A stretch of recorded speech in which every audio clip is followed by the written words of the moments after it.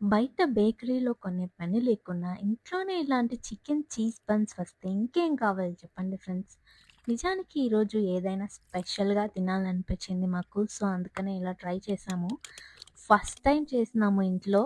ఎంత బాగా వచ్చాయంటే టేస్ట్, రిజల్ట్ చూసాక మాకే ఆశ్చర్యం వేసింది. ఎంత పర్ఫెక్ట్‌గా వచ్చాయో అని.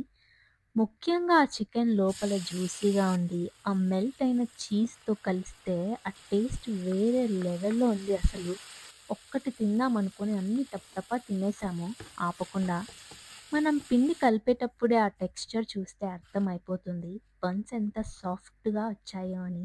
అచ్చం మనం బయట కొనే వాటికంటే 100 రెట్లు బెటర్‌గా ఉన్నాయి ఫ్రెండ్స్. మీరు కూడా ఎప్పుడైనా ఇలాంటివి ట్రై చేస్తే కామెంట్స్‌లో చెప్పండి. నాకైతే ఇవి సూపర్‌గా నచ్చేసాయి. మరి ఇలాంటి డిఫరెంట్ రెసిపీస్ ఇంకా ఏమైనా మేము ట్రై చేయాలి అనుకుంటే, మీ సజెషన్స్ కామెంట్ సెక్షన్‌లో చెప్పండి ఫ్రెండ్స్. అవి మేము కూడా ట్రై చేసి ఎలా వచ్చిందో చెప్తాము.